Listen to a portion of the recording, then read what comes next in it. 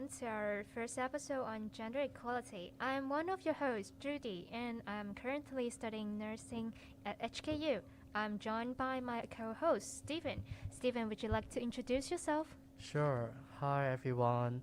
I'm Steven and Judy and I are both from HKU. Well, I'm from the Faculty of Arts and Judy, you're from the medicine department, right? And also we are actually going to look at the Perari film culture and also the women images shaped in those films, like in quite a lot of blockbusters, to see the gender equality issue. And we are inviting two guests to join us, YY and Samuel. So YY, may you introduce briefly of yourself first?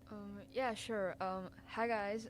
My name is YY. I just finished my first year. I'm currently majoring in cinema studies at University of Toronto. Hi, my name is Samuel. Yeah, I'm studying in Ivy in studying marketing, business and marketing. Sorry. Yeah. Okay, it's so Cool. great to have all of us here today. And while you have talked about that you are majoring cinema study right now, and we are all movie lovers. I bet you have watched the recent blockbuster Everything Everywhere all at once, right?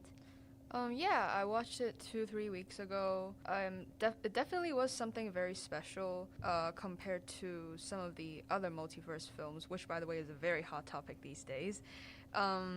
Everything from the visuals, the message, the characterization, the background, even the background itself representing minorities in American society and the issues portrayed was pretty spectacular. Yeah. Yeah, I agree. And I like this film a lot because I can see many differences and from those so-called traditional superhero films, because we can see the power dynamics between the characters are shifted, because normally we believe that male characters are more strong and more is not that willing to pursue affection. But in this film, the husband is the one who pursue affection because he's needy for kisses and hugs to his wife. And the film is our main character Evelyn is the savior of the world. So I think this is quite new to us, and it is refreshing to all our audiences, right? Steven, what do you think? Yes.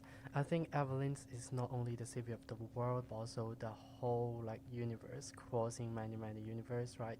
And I think one point I want to add is that we also find out we can see Evelyn is a Chinese American woman. I think who definitely would be the minority in the Hollywood films, in those blockbusters. But here, she is the heroine, the main character, and I think her age in the films actually is not still it's not that young, right? And also, I think Judy, you mentioned that I think quite worth discussing is the reversing of the mission obligations or the performance of the male character and the female character, like Evelyn and husband, not traditionally like in many Marvel films that always is the husband, like the male, he one gonna go out to save the world, and the women is always like the backup, like the husband,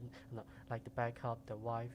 Sometimes even being in difficulties, that waiting for the husband, for the male, for her lovers to save.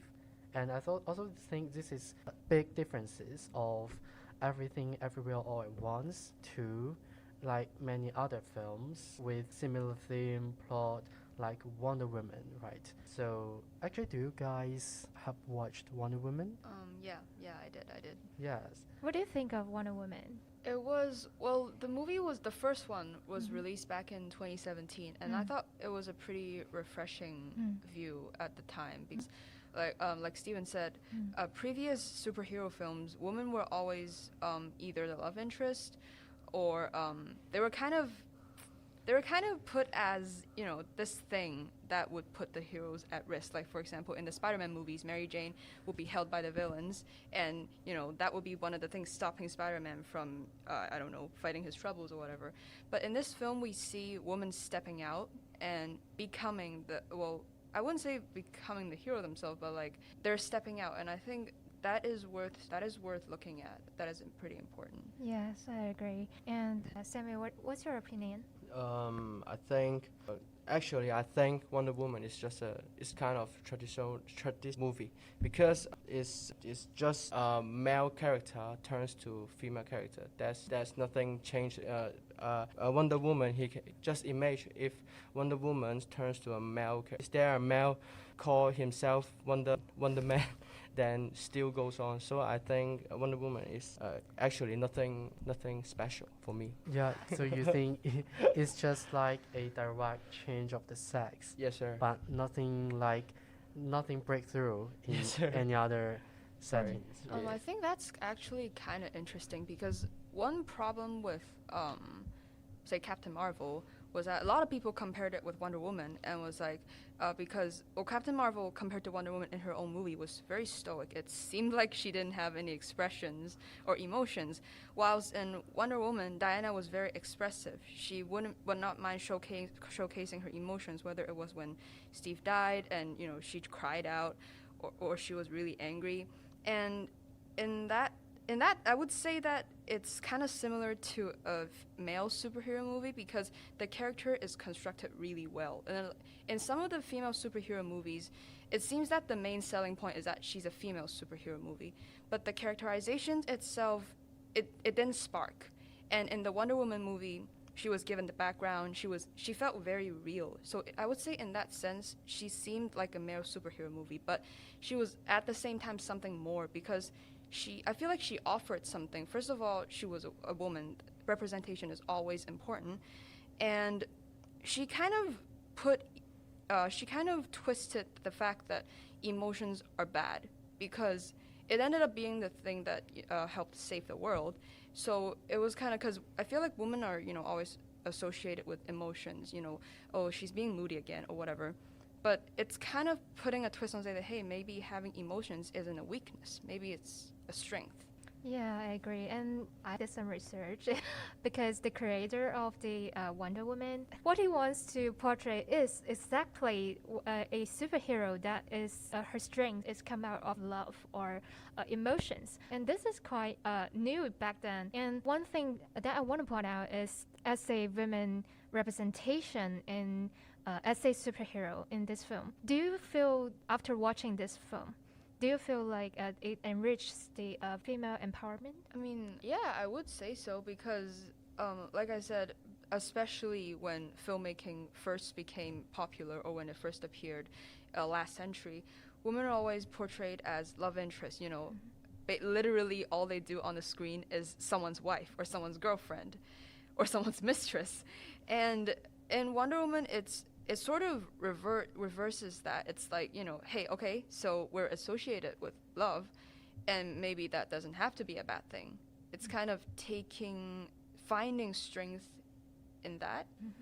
Definitely. And it also just, you know, decrease the stigmatization of the emotions that always linked to women, that women are always described as emotional and this considered as a bad quality, but it turns out it's not in this film. And one more thing that I want to point out is that Wonder Woman, she's a superhero that she's the daughter of God and lives in the paradise. She's so completed, she's confident, and she can fight. But after she was introduced to the human world, and she was led by a male character, and it's the male character, Eve, right, who introduced the human world to her and lead her and teach her how the human world how is organized, and what do you think of it, this plot? I think it's pretty interesting because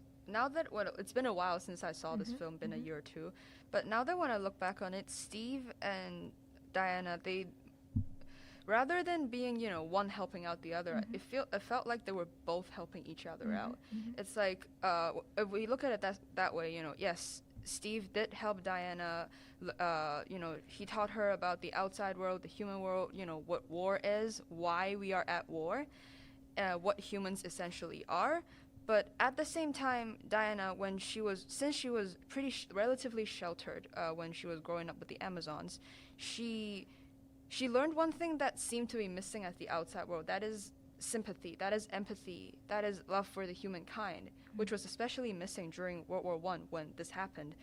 And I would say they were both helping each other out, because Steve taught Diana about what was the reality, while Diana taught Steve about what should be the reality, what should we be striving for. That's a valid point. So good. But there's a fun fact that when Wonder Woman is first show up in other media, not comic books, is in a TV series, I believe. Is at around 70, I think. It's starred by Linda Carter. Her appearance seems to be so sexy and weak. And what do you think of it? Is it a bit sarcastic? What do you think? Actually, you mentioned about like the appearance, the body, like the images of Wonder Woman in the film are being kind of like sexualized in a man's angle, right? Yeah, she's more like a fictional, fantasized woman figure. So, and Yeah.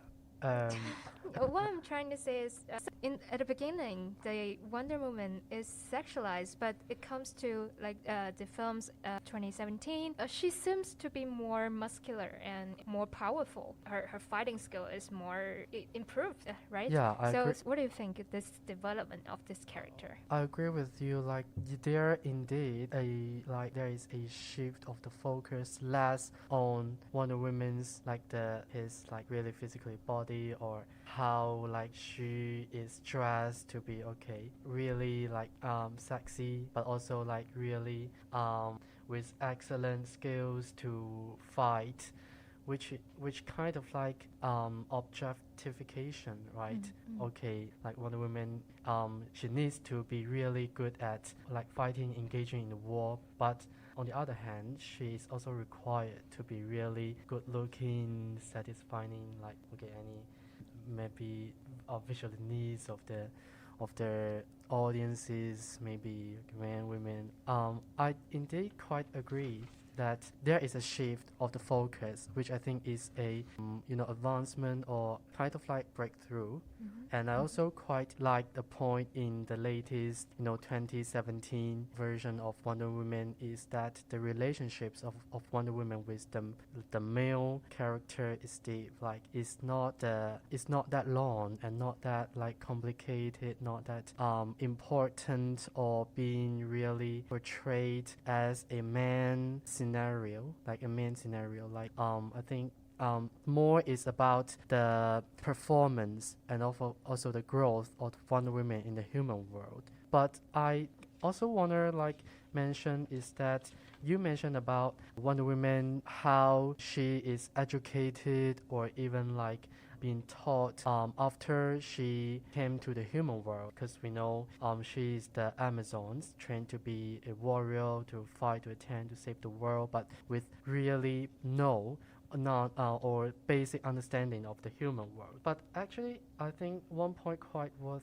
discussing is that Diana is really constructed as the savior. He need to fight to defeat the evil, the god Ares. But Ares is still a man, right? And even Diana's achievement, her relationship, her bonds, connection with the world is also still with just men, but not any other women figures in the human world except her queen, from the Paradise Island. So, is this really a success?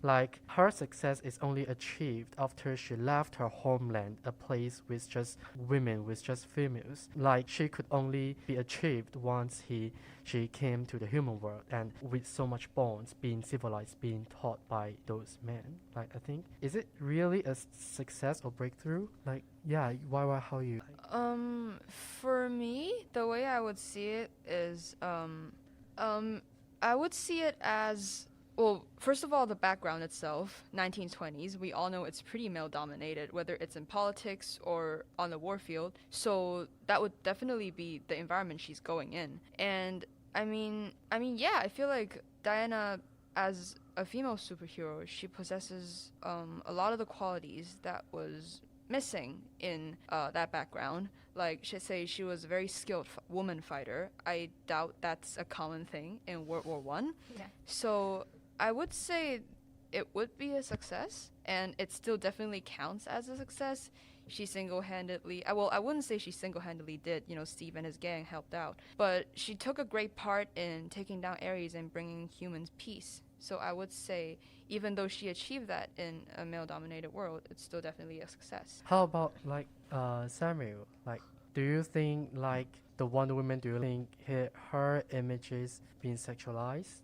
Like, if your Yes. Okay, perspective. for me, you just say her first scene is on TV Yeah, series, TV series. then she's sexy. Then, but for me, I think that is because people are not ready to accept a female as a hero. Then they need to. I mean, the company or the Film producers. yes, sir, need to let this character to maybe well known, or let many people to try to know her, so that let her become more More sexier. attractive. Yes, sir. Then in the 2017, her own movie, people already know this superhero. Then they make her more like a Normal, fight. normal, Normal hero, women, yeah. normal women. normal hero. Yeah. So I think she's Not so sexualized anymore, right? Yeah, I mean, I would agree on that because, well, if we look at the when it was made in the 1970s, right? It was a time when 2022. Now we know it's okay for female superheroes can wear whatever they want. Like when Captain Marvel came out, a few people did criticize her outfit because they were like, it's not common, it's too covered up. But then a lot of people also came up and say it's literally what a costume would look like if the superhero was a man. So the majority was fine with it, and Black Widow basically was covered from her neck to her to all the way to her toes in all of her movies, and everyone was still fine with it. They would even say, it looks cool, the new costume looks cool. But if we go back to the 1970s, like Samuel said, it's definitely a time when perhaps the idea of women being superheroes were not so common and were not so independent on its own. They needed to rely on other properties, like the way she looked, or would people find her attractive, to make it sell. But now in 2022, when the idea of gender equality is relatively more spread out, we would have the company, the movie producers, they would know that we don't need to be revealing anymore. We can make it to appeal to the original, to sort of stay true to the original costumes, but perhaps it's not as necessary anymore. But I still find, that it brings up a question that I want to ask. That it is, we often find the sexualization of female characters in no matter like comic books, especially like comic books, video games, and these pop culture. We think that sexualize of women is so common, and we the majority of the society accept it and think this is normal. And is this normalization of this phenomenon is acceptable for feminists? So, do you think yourself? Do you consider yourself as a feminist? I don't know at the moment yet, but I would say I'm starting, because, well, growing up, I wouldn't really put my view. I wouldn't put my attention specifically on female-made productions. But now I'm starting to see the importance in that. But I would say, look back in look back in the background in which comic books were made, 1940s, 1960s. So that would be why female characters were so sexualized, or why they would appear the way that they appeared. But now I think maybe it's relatively more important to sort of have a new view on how female productions should be made, And I think we're at a great time to do that because a lot of people are starting to realize how important gender equality is. And Samuel, as I know you play a lot of video games, and that's why I want to ask is, uh, we when once we get in some video games and we see many female characters with very revealing clothes and outfits, and we see this as normal because this is a video games that aim at male gamers. And do you think this phenomenon is normal, and how do you think? What do you think of this phenomenon? Actually, I don't have too many idea of it because I know, as a business, the first thing is let more people to play the game or just buy it or something like that. So, and most of the players are male, maybe. So they just let the female character more attractive. I would agree on that in the context of when comic books, say the early stages of comic books or the early stages of video games, because in the last couple of decades, I think female participation in comic books or video games has definitely increased by a lot. And by the time, I don't know, in 2019 when Avengers Endgame came out, it didn't really matter. It wasn't a male thing. It was more of a generational thing. Like, everyone would go to the theaters. It wasn't, superhero movies aren't for boys anymore, and video games aren't just exclusively for boys anymore. And I think which is why there is starting to be gender equality talks among these topics, because there's starting to be females participating. I agree. Yeah, because the increase of the amount of female gamers in this market, and video games company, they should pay more attention to this group, right? They should not just only focus on male gamers and produce all those, because personally I take it quite offensive. And one thing that's quite interesting is that when I see Black Widow in Avengers 1, her first showed up, she was so sexy, and I like it, and I think she's so beautiful. But am I secretly internalize the materialization standard of this patriarchal society, and I see this standard as beautiful? Do you feel that way, YY? I mean, yeah, like it's sort of reflected on an everything basis. Like it's not just on movies. Like even if you go out, you see a lot of girls, they're skinny, and the clothes that they wear, you gotta either you gotta hide the fat in your body, or when you gotta put on makeup or whatever, and then you start to wonder, am I okay? Like, am I okay? Like, is my body okay? Is my face okay? Do I fit in?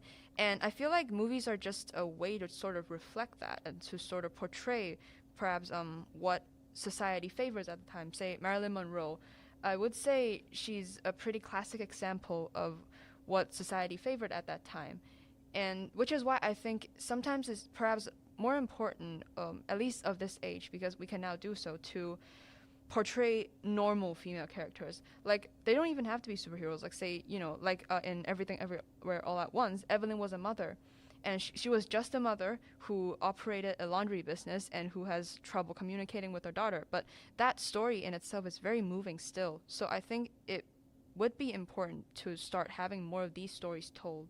That's a super valid point. That's why I liked Everything Everywhere All at Once so much, because it just have more diverse women representation on films, and this is very meaningful for all of our next generation, I think. Also, the point that Everything Everywhere All at Once quite catch me is that although it is still under a war setting, but I think there is less elements of just fighting or violence. Like the conductor of those behaviors are not from the angles of the males, but how like Evelyn's and her daughter Warner solve their conflict in the real world, but being put in a multiverse scenarios. And I also think that provide us a perspective. Is that a female character who tend to be more masculine rather than feminine in stereotypical angle is a mark of the independence and confidence of a praisable women's images in the past. I think Everything Everywhere All at Once provided some new perspective. Like, what is the better way to think, like how the films could better present women, or even the game's developer, according to really females' willingness or their identification of their own images, and how could films and the games could construct the women images with uniqueness and irreplaceability of females besides those war settings, those elements of violence or fighting, battling. I want to ask a small question to our guests. Can you sense any differences between before I mean, after you watched? yeah, definitely. Because say, with Everything Everywhere All at Once, everything felt very real. Like you could because the idea of the multiverse seems so real in the sense that one decision could affect your life. One very small decision could dictate how your life goes, and we see Evelyn and Joy struggling with decisions in their life, and you can kind of relate because they're not perfect characters. Like when people first reached out to Evelyn and asked her to help, she was like, "Nah, I'm good, I'm out." And she doesn't understand her daughter either. She doesn't really accept her daughter's sexuality or her emotions. So that's why. But she's also very brave, and she can also be very loving, and she's self-reflective, and that is unique to me in a way because it felt very real. Because none of us are perfect, and a lot of the movies are too afraid to portray that because it seems, what if this protagonist isn't perfect, then how are people going to love her? Or she can't have any weaknesses, then but it felt very Evelyn felt particularly real to me because she is in a sense both the light and the dark. And I think one more answer to that question would be we need more female producers, whether it's directors, production companies from all different races, all different sexualities. We need more real voices out there because I definitely guarantee that there is a market for that now. I really don't know it's because of movie or something or anything, but what I can say is some of my friends, I mean, girl friends, they try to play or just get in some boys activities. I mean, just they will try to play karate, football, something like that. So I don't know it's because of movie or what, but what I can say is many females try to be more brave. How about yourself? It's not only about a female Yeah, I know, superhero. but I mean, like more like after you like watch Batman or Superman or Spider-Man, seeing all of those so-called successful men or muscular men, does it affect you any bit towards your self-image or acceptance? I do know your question, but I don't think so because I think movie is movie. That's not reality. So yeah, that's my. So you're not, because for me, I think like nowadays not only we always say like male gaze, kinds of like many of my peers, they also feel like, oh, there is a kind of female gaze, like those superhero movies, they are really masculine, and even in video games, the shaping of the male characters, or even in the advertisements on TV, yeah, muscular, like how in the past the women are shaped as sexy. Sometimes I'm thinking about like, is female gaze is really as a reverse of male gaze a solution to how the two parties could really see both of each other? I personally don't agree on that female gaze as reverse is a solution to male gaze. Yeah. Because I think fundamentally we are still not equal today. So I don't think that female gaze is current, as though, although it is, it seems like a trend today, but I still think it is only a method of the companies, of those companies. They're trying to put consumerism into our brain. I think so. It's just just encouraging us to pursue more, no matter the CDs or movie tickets or anything else. Like we Yeah. become K-pop fans. So kind or of like while we're talking about like Mm. gender Mm. equality or women Mm. issues in Mm. films, Mm. movies, games, they are also like commercial products, like right? So Mm. being sold to the general public. Mm. So I think maybe on one hand still needs more presence and also understanding Mm. of female, not only from the male's perspective, but also like how female really wanna like present themselves. Mm. So as YY say, we need more female like film producers, Yeah. and also kinds of like we also need to consider the relationships of the images of the cultural delivery from those creative products, films, movie, games, and our own perception and understanding to our peers, to the Yes. females, males around us. Yeah, I agree. So here's the last question that we want to ask our guests and also our audiences. So, is there a better way you think to present women in film? For me, I don't think those female characters need to change? same as a male character. I think it's only my opinion.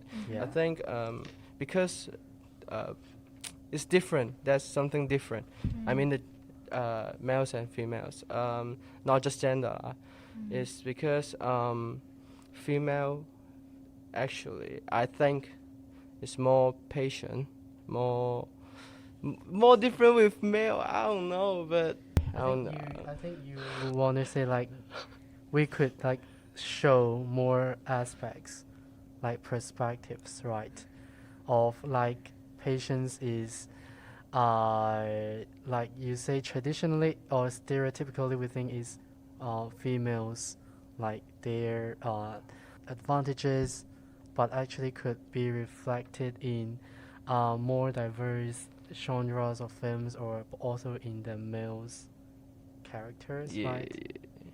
I mean, yeah, I would agree on that because one movie that I saw last year, it was called Hi Mom, and it was basically this daughter who goes back in time and sees what her mother was like as a teenager, and she sort of becomes best friend with her mother, and I think it's very interesting because it didn't.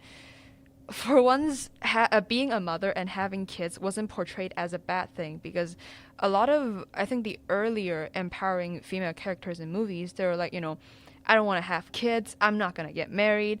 And okay, but in that sense, you're saying that getting married or having kids, these qualities pertain to females are a bad thing. It seems as if they need to be ripped off of these labels to become an empowering woman, which, in some aspects I understand. And because it is still prevalent to these days that a lot of females in different countries, they're still only pertain to that label. And we're lucky enough to live in a place where females are not only pertain to that label. But now that, we're sort of at, I would say, an age where we can reflect more, we can start to think if these labels are really a bad thing. Like, do we have to rip them off entirely? What's so special about that movie was that it showed, the greatness in being a mother, like how difficult in being a loving mother is, or what great thing it is to give love to your child unconditionally, and that's not a bad thing. And I personally do not think that's a bad thing as well. So I think I don't know the solution. I don't think anybody does at the moment to representation in the film industry. But I do think that, other than the male gaze or the female gaze, we need to establish a few where we consider all things or question all things that have been taught to us since we were little kids. Like, say, is getting married a bad thing? Okay, if so, why? And if not, why? And we need to start asking these questions, and instead of just watching films and thinking, oh, it's there, then it must be that. So I think that we might be on a better way to representation if we think this way. That's so good. Good answer. And I only hope that that there will be more female producers and in all aspects. So we have great time today Yeah. discussing gender equality topics, female figures in Yeah, movies, we and involve lots of films, and so really thank you all of you today here Yeah. joining us, and hopes that we would discuss in other media as well if we got chances. Yeah. So yes, Okay, thank So- you guys. thank you, Thank thank you you. everyone. Thank you, guys.